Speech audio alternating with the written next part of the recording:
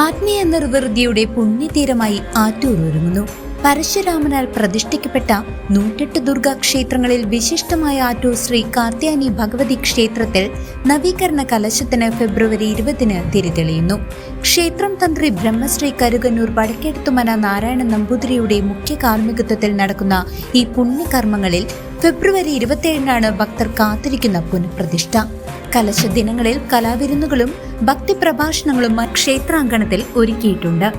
തലമുറകളിൽ ഒരിക്കൽ മാത്രം ലഭിക്കുന്ന ഈ പുണ്യാവസരത്തിൽ പങ്കുചേരാൻ എല്ലാ ഭക്തജനങ്ങളെയും ആറ്റൂരിലേക്ക് ഭക്തിപൂർവ്വം ക്ഷണിക്കുന്നു.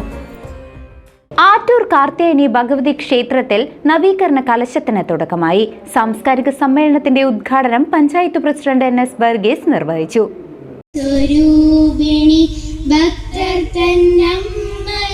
ശക്തി സ്വരൂപിണി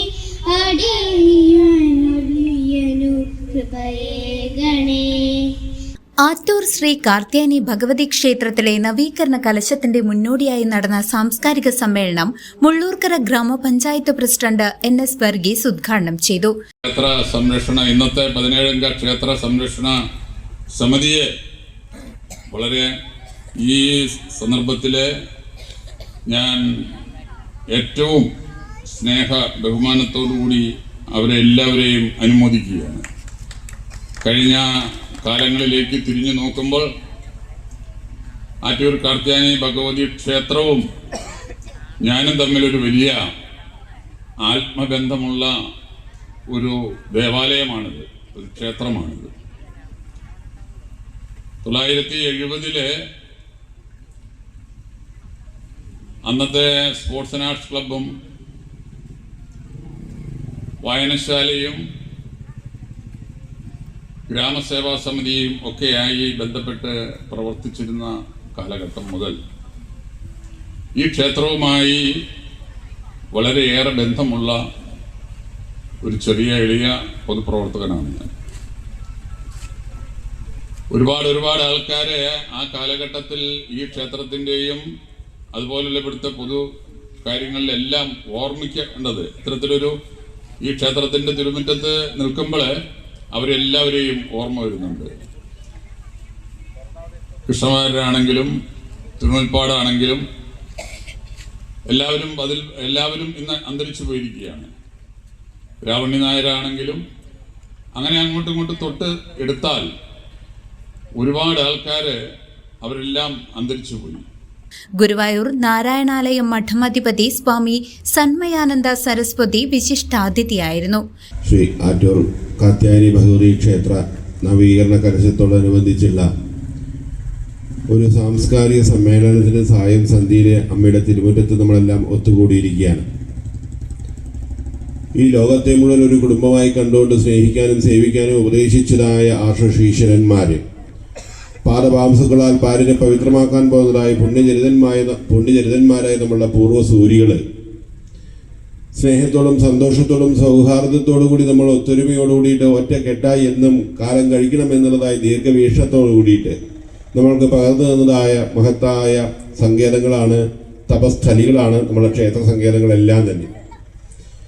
ഒരു പ്രദേശത്ത് ഒരു ക്ഷേത്രം നവീകരിക്കപ്പെടുന്നു എന്ന് പറയുകയാണെങ്കിൽ ആ പ്രദേശത്തുള്ളതായ ആ തട്ടകത്തിലുള്ളതായ ആൾക്കാരുടെ മനസ്സ് നവീകരിക്കപ്പെടുന്നു എന്നുള്ളതാണ്.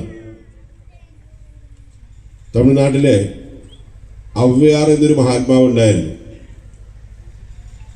നമ്മുടെ ഭാരതദേശത്തിലെ ഓരോ ദേശത്തിലും ഓരോ കാലത്തിലും നമ്മളുടെ ഈ സനാതന ധർമ്മത്തെ സംരക്ഷിക്കാനായിക്കൊണ്ട് ഈ ആത്മീയ സംസ്കാരത്തെ നമ്മൾക്ക് പകർന്നു തരാനായിക്കൊണ്ട് വെളിച്ചം പകരാനായിക്കൊണ്ട് ഓരോ മഹാത്മാക്കൾ ജന്മം കൊള്ളുന്നതിൽ ദ്രാവിഡ ദേശത്തിൽ ജനിച്ചതായ മഹാത്മാക്കളിൽ പ്രാതസ്മരണീയായിരിക്കുന്നതായ ഒരു മഹാത്മാവായിരുന്നു ഔവ്യാർ. ആ ഔവ്യാർ സൂക്തത്തിലെ ഔവ്യാരുടെ അരുൾമൊഴികളിൽ ഒന്നിൽ പറയും, കോവിലില്ല ഇടത്തിൽ കുടിയിരിക്ക വേണ്ട എന്ന്. താമസിക്കുകയാണെങ്കിൽ എവിടെ താമസിക്കണം? ഒരു ക്ഷേത്രത്തിന് സമീപത്തിൽ താമസിക്കണം. ആ ക്ഷേത്രത്തിന് സമീപത്തിൽ താമസിക്കുകയാണെങ്കിൽ ആ ക്ഷേത്രത്തിൽ കുടികൊള്ളുന്നതായ അവിടുത്തെ ആചാരാനുഷ്ഠാനങ്ങളെ കൊണ്ട് സമ്പുഷ്ടമാക്കിയിരിക്കുന്നതായ ആ ആത്മീയ പ്രസരണത്താൽ നമ്മളുടെ സ്വഭാവ സംസ്കാര വിശേഷങ്ങൾക്കെല്ലാം അതിൻ്റെതായ തനിമയും മഹിമയും നരളിക്കാനിടയായി തീരും. കൂടാതെ ക്ഷേത്ര കമ്മിറ്റി ഭാരവാഹികൾ വാസു വൈദ്യർ, പഞ്ചായത്ത് അംഗം മോജോ മോഹനൻ എന്നിവരും സന്നിഹിതരായിരുന്നു. ക്ഷേത്രത്തിലെ ശ്രീകോവിലിന്റെയും ചുറ്റമ്പലത്തിന്റെയും പുനരുദ്ധാരണ പ്രവൃത്തികൾക്ക് ശേഷം നടത്തുന്ന നവീകരണ കലശം ക്ഷേത്രം തന്ത്രി ബ്രഹ്മശ്രീ കരുകന്നൂർ വടക്കേടത്തുമന നാരായണ നമ്പൂതിരിയുടെ കാർമ്മികത്വത്തിൽ നടക്കും. ഫെബ്രുവരി 20 മുതൽ 11 ദിവസങ്ങളിലായി നടക്കുന്ന കലശക്രിയകളിൽ സങ്കീർണമായ തന്ത്രപൂജ വിധികളാൽ പൂരിതമാക്കും. ഫെബ്രുവരി 27 പുനഃപ്രതിഷ്ഠ നടക്കും. തുടർന്ന് മാർച്ച് 2 നട തുറക്കുക. കലശ ദിവസങ്ങളിൽ പ്രത്യേക വഴിപാടുകൾ ഉണ്ടായിരിക്കുന്നതാണ്. ഇതിനു പുറമെ ക്ഷേത്രാങ്കണത്തിൽ കലാസന്ധ്യ, ചാക്യാർകൂത്ത്, ശീതങ്കൻ തുള്ളൽ, ഭജൻ സന്ധ്യ, തായമ്പക, പഞ്ചവാദ്യം മുതലായ കലാവിരുന്നുകൾ നടക്കും. പ്രതിഷ്ഠാ ദിനമായ ഫെബ്രുവരി 27 അവസാന ദിവസമായ മാർച്ച് 2 പ്രസാദൂട്ട് ഉണ്ടായിരിക്കും. എല്ലാ കലശ ദിവസങ്ങളിൽ രാവിലെയും വൈകിട്ടും ഭക്തർക്ക് ഭക്ഷണ സൗകര്യം ഒരുക്കിയിട്ടുണ്ട്. ഇന്ന് ഈ നിലയ്ക്ക് എത്താൻ സാധിച്ചിട്ടുള്ളത് ആ ഒരു വെളിച്ചമാണ് ഞങ്ങൾക്ക് മുന്നോട്ട് നീങ്ങാനുള്ള ഒരു സാഹചര്യം ഉണ്ടാക്കി തന്നത്. ഇപ്പോഴും നമ്മുടെ ദേശത്ത് ഈ തട്ടകത്തിലെ ഭക്തജനങ്ങളും അതുപോലെ അടുത്ത അയൽവക്കത്തുള്ളവരും ഇവിടുന്ന് മറ്റുള്ളവർക്ക് പോയിട്ടുള്ള അന്യ സംസ്ഥാനങ്ങളിൽ പോയിട്ടുള്ള എല്ലാവരും അതിന് മുൻകൈ എടുത്തുകൊണ്ട് അവർ ഓരോരുത്തരോടും ഇതിന് വേണ്ട വാഗ്ദാനങ്ങൾ നൽകിയ ഇങ്ങനെ കാര്യങ്ങൾ നടക്കുകയാണ്. ഞങ്ങളുടെ കുറേ പുരാതനമായിട്ടൊരു അമ്പലം വളരെ ജീർണിച്ച അവസ്ഥയിലാണ്. അതൊന്ന് നമുക്ക് നന്നാക്കിയെടുക്കണം, അതിൻ്റെ ജീർണാവസ്ഥ മാറ്റിയെടുക്കണം എന്നുള്ള അവരെല്ലാവരും ആശാന്ത പരിശ്രമം ചെയ്തുകൊണ്ടാണ് നമുക്ക് ഈ പുനരുദ്ധാരണത്തിന് ഈ കമ്മിറ്റിക്ക് ഒരു ഉത്സാഹം തോന്നിയത്. അത് ഇതേവരെ നവീകരണാവശ്യം വരെ എത്തിയിട്ടുണ്ട്. ഇനി ഇവിടുന്ന് അങ്ങോട്ടും ഇനി ഞങ്ങളുടെ 2 ഉദ്യമം 3 ഘട്ടങ്ങളായിട്ട് കഴിഞ്ഞിട്ടുണ്ട്. അത് പുനരുദ്ധാരണത്തിൻ്റെ കഴിഞ്ഞു, പിന്നെ കലശം വരെ എത്തിയിട്ടുണ്ട്. ഇനി നമുക്ക് ചെയ്യാനുള്ളത് 2 ഗോപുരങ്ങൾ പുതുക്കി പണിയുണ്ട്. അതുപോലെ അത് കഴിഞ്ഞാൽ ഊട്ടുവര വളരെ ജീർണിച്ച് കിടക്കാനാണ്. തൽക്കാലം ഞങ്ങളൊരു ചെറുതായിട്ടുള്ള ഒരു കാര്യങ്ങളൊക്കെ ചെയ്തിട്ടുണ്ട്. പക്ഷെ അത് പോരാ, നമുക്ക് ഗോപുരത്തിൻ്റെയാണ് ഇനി മെയിനായിട്ട് ചെയ്യേണ്ടത്. News desk CCV.